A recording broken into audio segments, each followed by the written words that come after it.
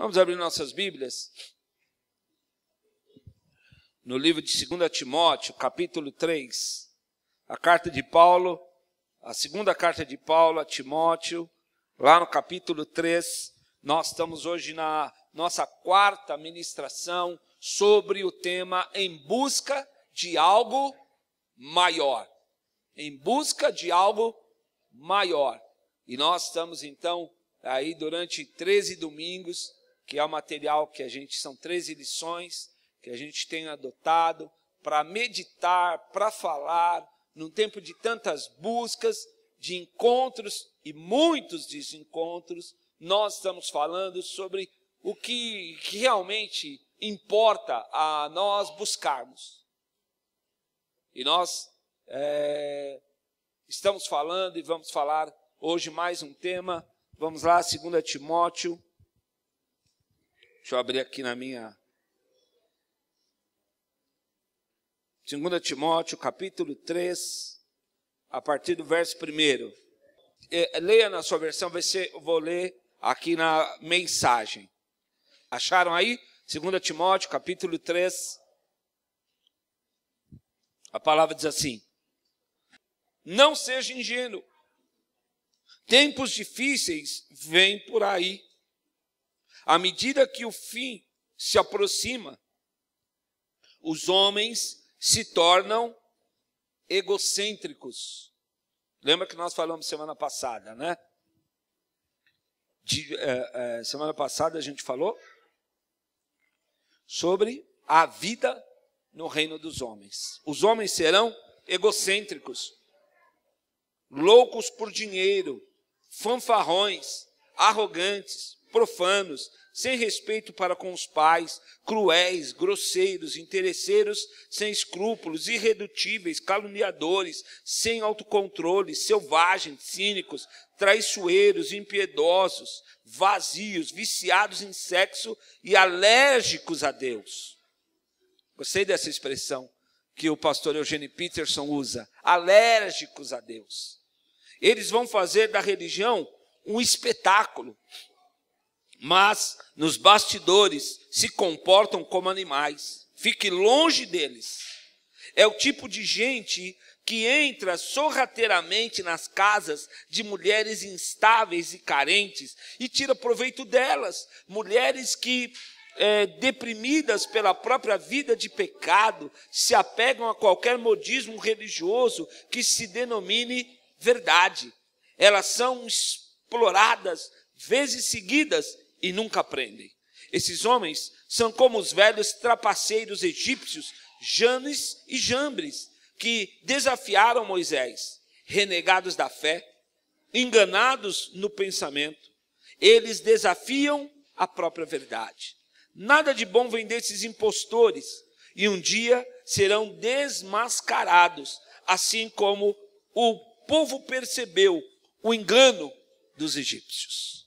Senhor, essa é a sua palavra, nos dá a direção, a orientação e a graça para que a gente possa compreender e, acima de tudo, aplicar no nosso coração, na nossa vida, a tua palavra, em nome de Jesus. Amém. Amém, queridos. Nós, então, estamos falando sobre em busca de algo maior. E antes que eu fale o tema, né? Uma pequena reflexão sobre o texto.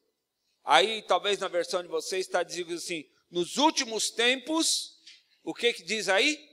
O amor de muitos esfriará. O apóstolo Paulo escreve a Timóteo. Timóteo é um jovem pastor, foi pastor em Corinto, foi pastor em Éfeso, cidades como São Paulo, cidades cosmopolitas, cidades portuárias, cidades com uma grande influência, uma grande cultura, cidades de uma vida religiosa intensa. Corinto, por exemplo, era a sede da adoração ao deus romano Apolo.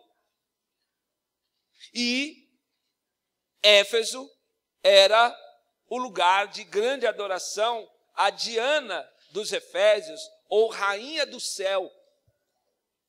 E nesses dois lugares, Éfeso, quem plantou a igreja em Éfeso foi o próprio Paulo. Atos dos Apóstolos nos diz que Paulo morou 2 anos, pelo menos, ou mais, em Éfeso.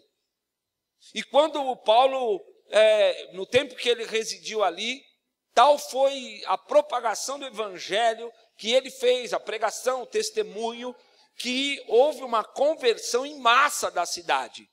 E foi tão sério o que aconteceu em Éfeso, que Paulo praticamente foi expulso, porque a cidade sobrevivia da idolatria, de fazer imagens de Diana, dos efésios. E a conversão em massa que aconteceu em Éfeso acabou por ofuscar essa indústria. E houve revolta, a palavra lá em Atos nos relata sobre isso. Mas o fato é que essa igreja, ela era uma igreja que tinha os seus dons, era uma igreja, Corinto, por exemplo, a maioria dos dons que você ouve falar estão relatados nas 2 cartas que Paulo escreve a Corinto, e de igual forma em Éfeso. E para cuidar dessas 2 igrejas, esse jovem pastor chamado Timóteo estava ali colocado. Imagine o tipo de batalha, de enfrentamento que Timóteo acabou por vivenciar. E principalmente o ataque religioso. Por isso, o apóstolo Paulo, aqui essa carta a Timóteo, fala uma realidade nua, crua, dura, presente naquela época, talvez mais presente nos dias de hoje. Ele diz, olha, sabe de uma coisa, nos últimos tempos o amor de muito esfriará. Na versão aqui que nós lemos na mensagem, está dizendo, não seja ingênuo. Nos últimos tempos, as pessoas, os homens serão egocêntricos, voltados para si. O trono da vida deles será, quem ocupará o trono da vida deles serão eles mesmos. E isso é uma verdade perturbadora, mas é uma verdade. O egocentrismo, que é a corrupção. E nós brasileiros estamos aí sendo sacudidos, ou acordando, ou sempre aconteceu, mas não de maneira tão midiática, falarmos sobre corrupção. E o egocentrismo é uma corrupção do amor.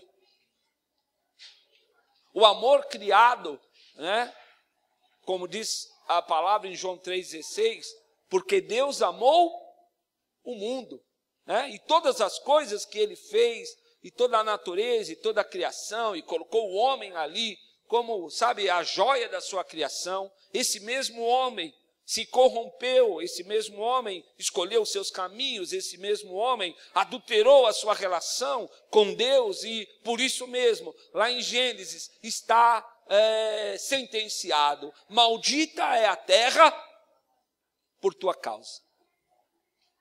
É muito, muito sério. É muito sério. E nós começamos semana passada, falamos sobre o reino de Deus e o reino do eu. E hoje nós vamos prosseguir falando sobre esses 2 reinos, mas o nosso tema de hoje é descobrindo sua civilização. Descobrindo sua civilização. O que é isso? No nosso estudo, e essa semana até eu estava conversando com uma pessoa que ela está tentando tirar a cidadania italiana ou portuguesa, Ela é casada com um descendente de italiano, também tem ascendência portuguesa, e ela está ali correndo em busca da cidadania, da dupla cidadania, para poder, obviamente, ir para os Estados Unidos, comprar muamba com outro passaporte, É mais fácil, viajar, porque quando você vai pedir o visto, o cara olha para você e fala, suas condições não condizem, e já nega você ali. Então ela está tentando. E aí eu brinquei, Falei, eu também estou tentando a dupla cidadania. Ah, é? Qual? Falei, africana. Ah, por quê? Porque eu falei, porque o meu bisavô era escravo. O meu avô nasceu na lei do ventre livre, né? 1800 e bolinha. Mas a minha avó paterna, né? Ela era escrava. E eu falei, vai que preciso descobrir, né? Preciso ir lá em Alagoas, na cidade de Capela, onde ele foi registrado, sei lá. Né? Tanto foi em século XIX ainda. Pode ser, vai que ele era um rei, né? E tem dinheiro guardado lá. Acho que eu vou lá. Mas eu falei, vai que o dono dele, né, era algum português rico, né? Vou tentar a cidadania. Mas esse é um movimento, brincando, mas depois vendo, estudando, realmente é um movimento, principalmente brasileiro, de descobrir as suas raízes. E por testes avançados de DNA, muitos têm descoberto até a tribo de onde descenderam, né? A gente tem uma ascendência muito forte de Angola. Eu já estive em Angola algumas vezes e é muito, muito parecido. Até a culinária é parecida. A corrupção também igualzinha, irmão. Coisa impressionante, né? Que coisa incrível, né? Mas Angola, assim, a comida, os temperos são iguais. E a gente sabe que grande parte dos escravos que vieram de Angola ficaram na Bahia, né? Inicialmente, depois foram espalhados. E muitos têm voltado, né, por DNA para descobrir a sua ascendência, né? Para descobrir de onde veio, toda essa coisa das cotas, né? Tudo isso que nos remete a de onde viemos, a nossa árvore genealógica. E espiritualmente há também uma árvore genealógica, de onde nós viemos. Nós estamos, muitas vezes, como a galera procura a dupla cidadania, para ter facilidades de ingresso, principalmente nos Estados Unidos. Porque na Europa, hoje, quer dizer, a Europa, a comunidade europeia, você entra sem visto. Você não precisa de visto para entrar na Europa. Mas você precisa de visto para entrar nos Estados Unidos, que é a grande sedução de uma nova vida, de um novo tempo, não julgando ninguém, né? Cada um vai e quem foi, que Deus abençoe, né? Mas as pessoas buscam o quê? Descobrir a sua ascendência para ver, vai que lá no meio tem algum tio rico que deixou algum testamento. Vai que você descobre que você tem sangue azul. Vai que você descobre alguma coisa, ou simplesmente para, sei lá, tem gente que gosta. No aspecto espiritual, tem gente que crê na reencarnação. E sai buscando as suas vidas passadas. Tem gente que crê e fica, e diz que... E eles creem tão nisso mesmo, né? Que dependendo do que você faz, você volta na outra geração. Se você foi mal nessa, você volta na próxima. E na próxima você pode voltar como um rato, um cachorro, um será quem, vai sofrer, vai nascer no Brasil, né? Essa é a pior das encadernações, né? Vai ser corrupto, vai ser todas essas coisas. Só que, obviamente, tudo isso é corrupção da verdadeira origem. É tão impressionante isso que lá em Mateus, quando Mateus escreve o seu livro, uma das primeiras coisas que ele faz para mostrar para os judeus que eram religiosos, ele mostra que Jesus tem a ascendência, que Jesus é filho de Davi, que Jesus é hebreu da nata. E lá tem a genealogia, tem acho que Mateus e Lucas. Você vai ver a genealogia de Jesus, uma começa em Jesus, vai até Adão. E essa busca por identidade é algo muito sério. Eu estava lendo aqui uma expressão, talvez vocês já ouviram falar, conhece-te a ti mesmo. Quem já ouviu falar? conhece-te a ti mesmo. Está até aqui, vou pronunciar em latim, porque eu sou muito inteligente. Para ganhar um ponto com vocês, eu falo em latim também. Que é assim, perdi aqui. Ah, achei. Nosce-te ipsum. Nosce-te ipsum. Conhece-te a ti mesmo. De onde vem isso? Isso é um provérbio grego. Um provérbio grego no sentido assim, não seja mais do que você é. Ou há pessoas que pensam mais do que são. Então isso tem muita aplicação, tem várias. Depois, não é exclusividade, está aqui no Wikipédia, entra lá e você vai ver muitas aplicações e muitos entendimentos. Mas basicamente é isso. Conhece-te a ti mesmo significa não pense de você além do que você é. E por que isso é importante no nosso tema? Porque a verdadeira identidade, ou essa busca, essa volta às nossas origens, origem espiritual, obviamente, nos remete a esse algo maior. Porque o algo maior, e aqui entra de novo a diferenciação do reino de Deus e o reino do eu. O reino do eu, obviamente, quer descobrir na sua ascendência algo que lhe dê poder, algo que lhe dê privilégio, algo que lhe dê status.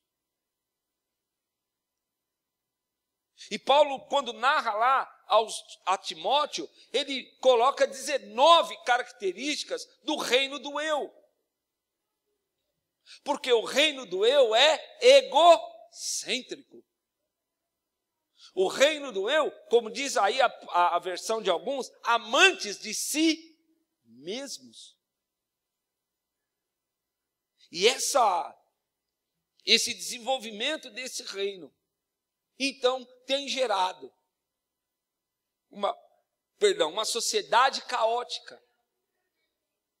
Mas eu não quero me ocupar da sociedade caótica, porque isso nós sabemos. O mundo jaz no maligno.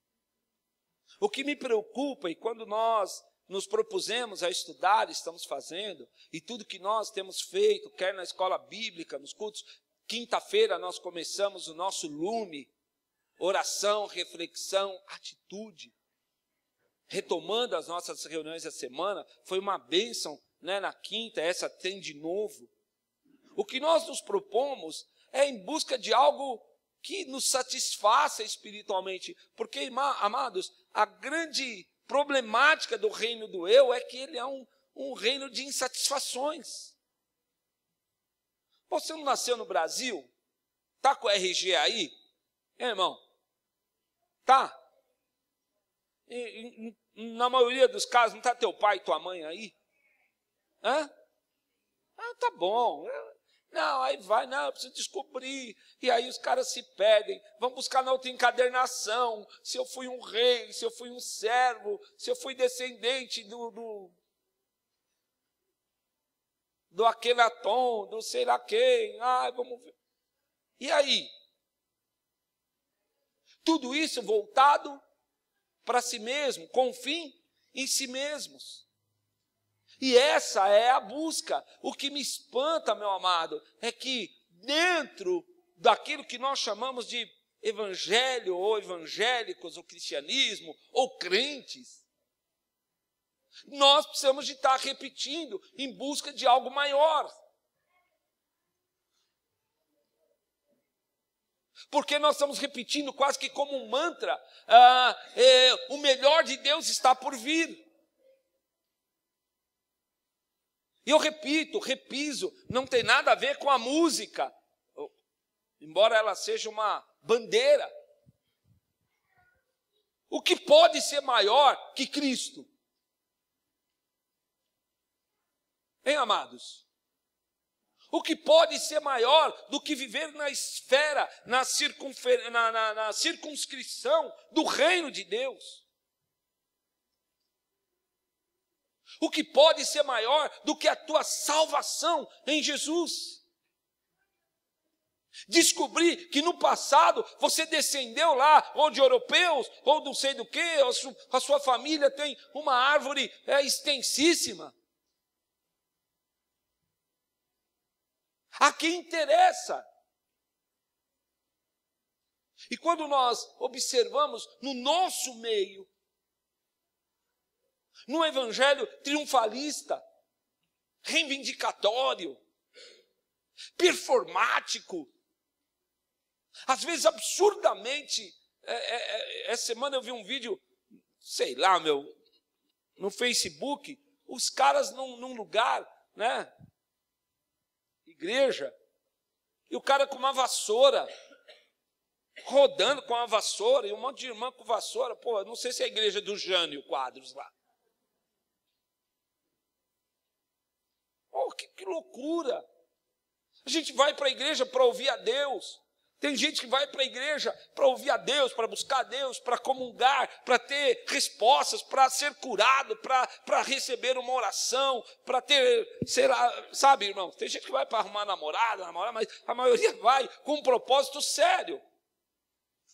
E ela sai da igreja, meu irmão, ela sai com vassoura, sabão em pó, lenço, chapéu, pedra, óleo, ajude-me, chave, flor, sal grosso. O sal grosso é bom que dá para pôr no churrasco. Já imaginou tijolo, caneta ungida? Irmão, não é brincadeira. Eu não vou mandar você acessar a internet, senão você vai olhar o Facebook agora, e aí o dedinho trava, porque o pastor tem oração forte. Mas lá, sem brincadeira, procura no Mercado Livre, chegar em casa e digita assim, caneta ungida para fazer concurso. Procura no Mercado Livre. Você entendeu? Aí você vai para a igreja para buscar o reino de Deus, e você sai de lá lotado de coisas do reino do eu. Por isso é preciso buscar, voltar, se inserir de novo. Essa é a nossa busca. Não é pelo melhor de Deus. O melhor de Deus já foi nos dado. Posso ouvir um amém aí? É ou não é? Já foi dado. Ah, pastor, mas... tinha uma música quando eu era mais novo do que sou hoje, que dizia, no mundo a gente chora... Alguém conhece? Só a Lé conhece. No mundo a gente ri pra não chorar. Lá, lá, lá, lá, lá. Aí esqueci o resto. No mundo... esqueci. É que faz um tempinho, uns 40 anos que eu não canto. Que é a minha idade, praticamente. Mas tá bom, no mundo a gente chora de tristeza. A gente está falando aqui, a Adriana orou hoje nesse aspecto. Há muito sofrimento, há muito desencontro. A gente está assistindo estupefato aí o que está rolando aqui nos bastidores do poder. Entendeu? Aí tá vendo, eu falei para vocês, não fica com esse lance. Aí o que aconteceu? Que doideira, que loucura. Eu estava falando de manhã, como é duro ganhar R$1.000, né, irmãos? Não é? Quem trabalha aqui? Não é duro ganhar R$1.000? Mano, que luta. Pegar o trem lotado. Essa semana morreu o Kid Vinil, né? Mas na década de 80 ele fez aquela música. Acorda 7 anos, né? Pega o ônibus lotado. Eu sou boy. Quem pega trem está ligado, que para ganhar o salarinho minguado ali E aí você vê os caras falando assim, não, eu comprei um deputado 5 por 3 milhões. Não, tinha uma continha aberta lá, não sei, quanto que tinha? Acho que uns 80 milhões de real, não, de dólar mesmo. Ah, tá. Enquanto... Pelo amor de Deus. Aí a gente vai no serviço público de saúde, eu não sei quem já necessitou, e aqui no nosso grande hospital de Hermelino Matarazzo, aí você chora de tristeza. Eu fui visitar uma irmã nossa lá, e ela estava no corredor, no chão, e em cima dela estava escrito, leito 300 e não sei o quê. Falei para a Adriana, tira foto. Tira a foto que vamos, não sei se vai adiantar muito, mas nós... que leito, que invenção é essa? Que corrupção é essa? Está aqui, Paulo descreve, as pessoas serão amantes de si mesmos, jactanciosas, arrogantes, eles terão toda profanos, sem respeito para com os pais, cruéis, grosseiros, interesseiros, sem escrúpulos. Parece que eu estou lendo o jornal de amanhã. E se não bastasse, parece que eu estou constatando isso no nosso meio. Obviamente que eu não vou estragar a nossa meditação dessa noite para ficar relatando causos aqui para vocês. Mas pode ter certeza, falamos hoje de manhã, a profecia de Amós contra as nações circunvizinhas de Israel e contra Judá e Israel também, por 3 transgressões, sim, por 4, não retirarei o castigo. E aí vem lá o que Deus vai fazer. E eu vou te dizer, e tem muita gente que abusando da graça, completamente sem identificação com o que é a nossa verdadeira identidade. Nesse âmbito, o reino do eu é autossuficiente, cheio de justiça própria. O reino do eu é autossatisfativo. Eu me basto. Tem como canção tema aquela música daquela banda evangélica, como é o nome? Eu me amo, não posso mais viver sem mim. É o Traje a Rigor, essa banda aí cristã. O reino do eu é autossatisfativo. As pessoas se satisfazem com o tamanho do seu templo, com o luxo do seu templo, com o equipamento que tem, com o programa que tem, com a rádio que tem, com não sei o que mais. Arrotam e dizem, é preciso ter poder financeiro para impressionar o ímpio. Eu lhe digo, meu amado, é preciso estar identificado com Cristo, porque o que vai salvar o mundo não é o dinheiro que a igreja tem, é o nome de Jesus que nós professamos. É um reino autossatisfativo. Eu estou exagerando ou estou falando a verdade? Cheio de vaidades. Vaidade, o filme O Advogado do Diabo, última frase.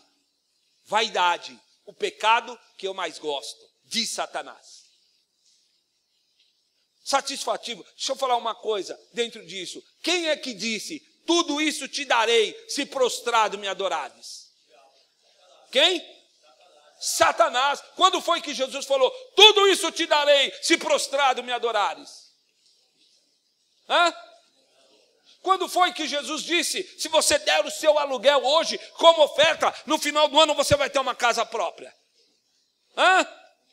Quando foi que Jesus disse, dá grana, dá o carro? Aliás, nós cantamos aqui, eu sou meio maluco, a banda cantou a terceira música, que diz lá, tudo entregarei. Vão me entregar, não sei o quê. Quase que eu parei a música e falei, vamos aí, dando chave, carteira, celular. É bom celular. Deus adora celular. Eu nem sei qual o modelo mais recente. Quando alguém dá um mais recente, Deus pula de alegria e fala, Você já imaginou como que é a garagem lá no céu? Hein, irmão? Lotado de carro, porque, nossa, dá o carro, e o cara fala, eu dei o carro, agora Deus vai abrir as portas. Meu irmão, desculpa, nunca você leu isso na Bíblia e nunca vai ler, porque o Senhor não come carne de touros, nem bebe sangue de animais, minha é a prata, meu é o ouro, eu não dependo de nada do que vocês me dão, sou eu que dou graça, amor, salvação, redenção. É preciso voltar para esse reino. Não obstante, o que mais se pregue são o reino, os valores do reino, todos esses valores que se traduzem por coisas materiais. É o reino do eu, não é o reino de Deus. É corrupção do amor. Um amor corrompido é autossatisfativo. Venho no encontro de casais que eu falarei mais no aspecto familiar só desse teminha. O reino dos homens, do eu, ele é autoglorificativo. Ele próprio, como que é aquela expressão? Come ovo e arrota caviar. Você sabe o que é caviar? Nunca vi, só ouço falar. Tá vendo? Até o Zeca Pagodinho é mais crente que... Porque ele não arrota, ele fala, não sei, não comi, nem sei o que é. Agora chega na igreja e fala, sabe o que é caviar? Oh, é de Deus, é o manto. Oh, glória. Não é isso? E aí os caras se satisfazem. Aí, essa semana, postou lá no Facebook, um monte de pastor, um monte de líder, um monte de cara, tudo abraçando o Temer. E aí? E abraçando o Lula. E abraçando a Dilma. Não, aí, ó, ô companheira. Que cor que é o seu sangue? Falei para não ficar com essas ideias, é o que deu. Deixa o homem trabalhar. Que ele ajuda a JBS, não nós. Irmãos, é muito louco isso. Mas é um reino do eu autoglorificativo. É DNA corrompido. É DNA sujo pelo pecado. Todos nós carregamos esse fragmento, porque todos nós vamos morrer.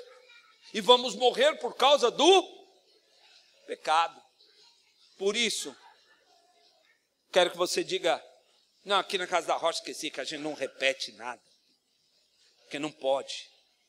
Mas, João 3,16. Porque Deus amou o mundo, que deu o seu Filho, para que todo aquele não, mas tenha.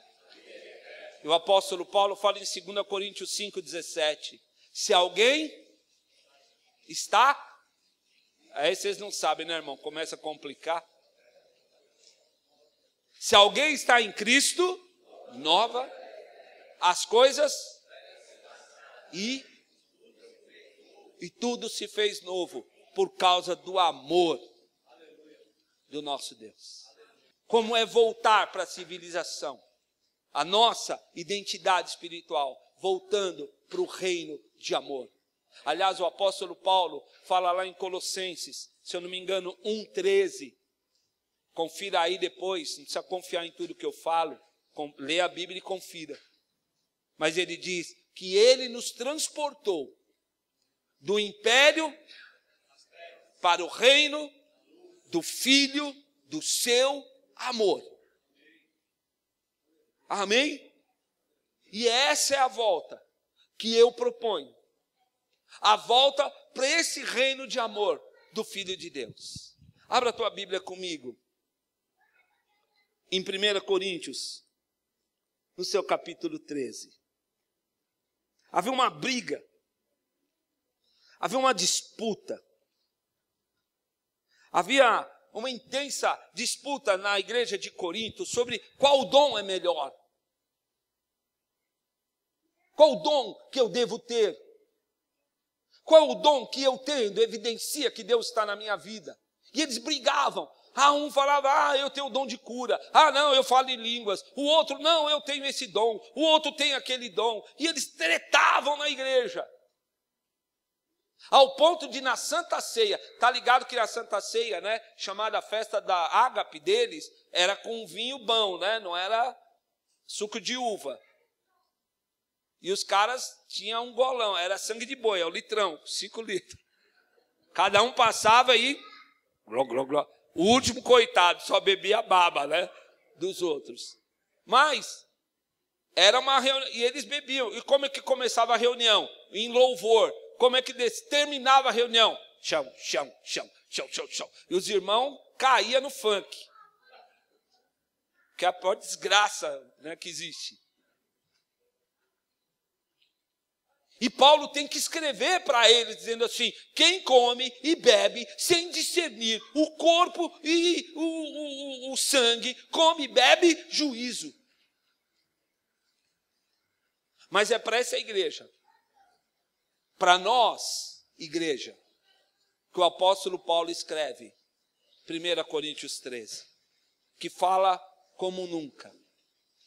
Se nos últimos tempos o amor de muitos esfriará, se nos últimos tempos o esfriamento do amor tem sido sentido até no nosso meio, é preciso voltar para a nossa origem, que está no amor de Deus. É preciso, como foi cantado, é preciso render-se de novo. Eu brinquei aqui, é preciso entregar tudo realmente. Não como tem sido. Eu me lembro que há uma música também antiga, uma música, né? Que diz assim: tudo entregarei, meu Jesus, nananana, tudo entregarei. Né? E um jovem, numa reunião da igreja, num congresso, tinha uma vida amorosa muito conturbada, e ele, naquele dia, quando o pastor pregou, falou, cantou, ele falou: eu entrego a minha vida emocional nas tuas mãos, nunca mais eu vou ficar dando em cima das irmãs, nem vou comprar saia, pôr na beira da cama e dizer: Senhor, preenche essa saia. Eu vou me consagrar, tudo entregarei. E foi para casa feliz, porque agora ele tinha entregado tudo. Mas quando deu 2 horas da manhã, ele acordou desesperado. Acordou e ajoelhou, falou: Senhor, sabe aquela oração que eu fiz lá na igreja? Eu revogo. Porque ele lembrou que lá na igreja tinha a irmã Frosinilda, 48 anos, solteirona. E ele pensou assim: já que eu entreguei minha vida emocional, Deus vai fazer eu casar com ela. Porque esse é o reino do eu. Ele acha que Deus está sonegando bênçãos a nós. Eu não sei se você já pensou nisso. A gente que pensa que o amor de Deus por nós é nos botar no meio. Aliás, alguém já disse que muitas vezes o amor de Deus é você ser palmeirense na torcida do Corinthians. Aí realmente não tem desgraça maior, né? Aí é bênção. Cercada de verde. O verde não é natureza? Clorofila. O que mais? O verde. O verde é lindo. Qual é a cor predominante da bandeira do Brasil? Onde está o pulmão do mundo? Amazônia. E a Amazônia, qual é a cor predominante? Olhando de cima? Verde. Não, vermelho, preto e branco é a terra, naquela parte 3 andares abaixo. Às vezes chama Hades também. Não vem brigar comigo, irmão. Tá ligado que aqui é teologia partidária profunda. Você está entendendo? Eu choro porque está difícil. Eu quero voltar. Aliás, quero não, irmãos. Corrijo. Em Cristo nós já voltamos para a nossa verdadeira civilização. Amém? Fui transportado do império das trevas. E hoje eu estou no reino do Filho, no seu amor em Deus. E eu vou encerrar lendo 1 Coríntios 13. Eu quero me render a esse amor. Eu quero voltar para esse amor. Rebanhão, na década de 80, dizia: quero voltar ao início de tudo. Encontrar-me contigo, Senhor. Quero rever meus conceitos e valores. Eu quero reconstruir. Vou regressar ao caminho. Vou ver as primeiras obras, Senhor. eu me arrependo. Eu me arrependo. Eu quero voltar ao primeiro amor. Amém? Vou ler 1 Coríntios 13. Esses são os valores do reino. Isso aqui é o que vale lutar. Essa é a nossa verdadeira identidade. Na linguagem de Eugênio Peterson, diz assim, eu estou lendo a partir do versículo 8, que diz assim, o amor nunca desiste.